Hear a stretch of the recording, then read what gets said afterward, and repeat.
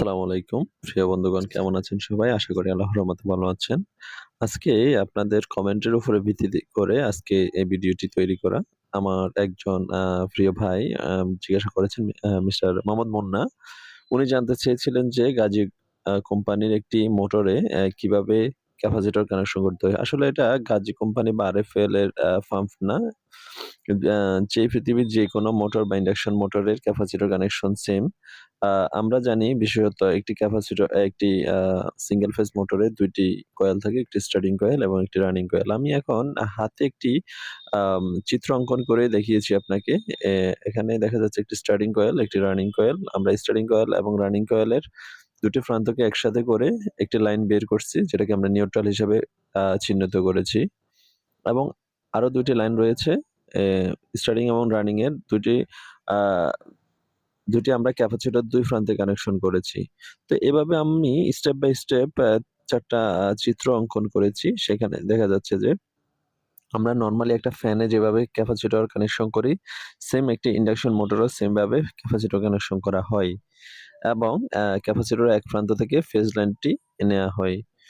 এখানে পার্থক্য হলো যখন ডাবল ক্যাপাসিটর ইউজ করা হয়, অর্থাৎ আমাদের যেই মোটরগুলো রয়েছে তার পিছনে একটি ফ্যান থাকে। ওই ফ্যানকে কন্ট্রোল করার জন্য একটি সুইচ ব্যবহার করা হয়।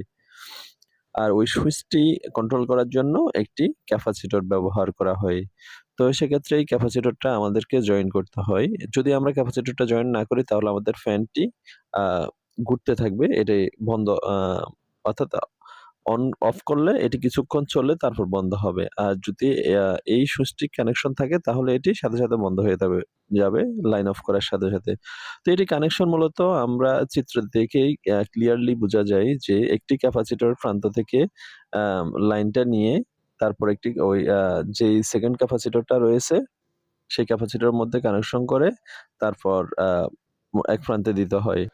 এটি মূলত ফার্স্ট ক্যাপাসিটর যেটি রয়েছে ওটির যেকোনো একটি প্রান্ত থেকে অর্থাৎ কয়েলের একটি প্রান্ত হয়ে ক্যাপাসিটরের ফ্লাশে ঢুকে অপর প্রান্ত থেকে বাইর হয়ে যে ২য় কয়েলটি রয়েছে সেই ২য় কয়েলটির সাথে কানেকশন আ হয়ে থাকে।